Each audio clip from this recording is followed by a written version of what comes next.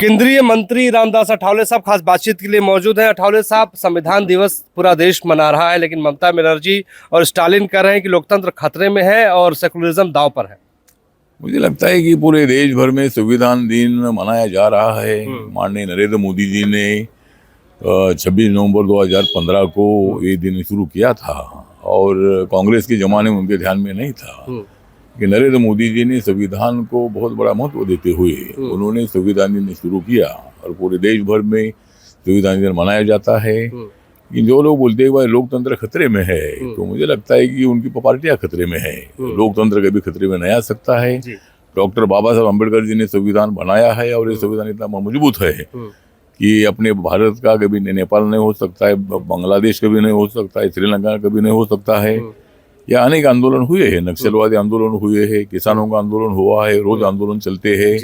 तो लोकतंत्र में शांति के मार्ग से अपने को मांग करने का अधिकार है। तो लोकतंत्र खतरे में नहीं है और हमारी सरकार, एनडीए सरकार, मोदी सरकार लोकतंत्र को मजबूत कर रही है। लेकिन एसआईआर जो देश भर में हो रहा है, 12 राज्यों में हो रहा है, कई बीएलओज जो है आत्महत्या कर रहे हैं। ममता बनर्जी आरोप लगा रही हैं कि बीएलओज के ऊपर मानसिक दबाव है। अखिलेश यादव जो है आरोप लगा रहे हैं चुनाव आयोग पर कि मानसिक दबाव है। किस तरीके से देखते हैं?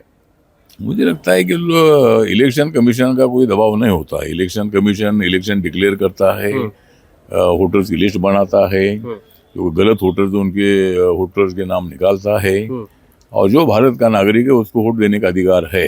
अगर कोई बांग्लादेशी लोग, रोहिंग्या लोग अगर ये आकर मतलब वोटिंग करने का प्रयत्न करते होंगे तो इसीलिए इलेक्शन कमीशन ने जांच शुरू की है और इसीलिए मुझे लगता है कि इलेक्शन कमीशन को दोषी ठहराना ठीक नहीं है। लोकतंत्र में उनको किसी को भी वोट देने का अधिकार है।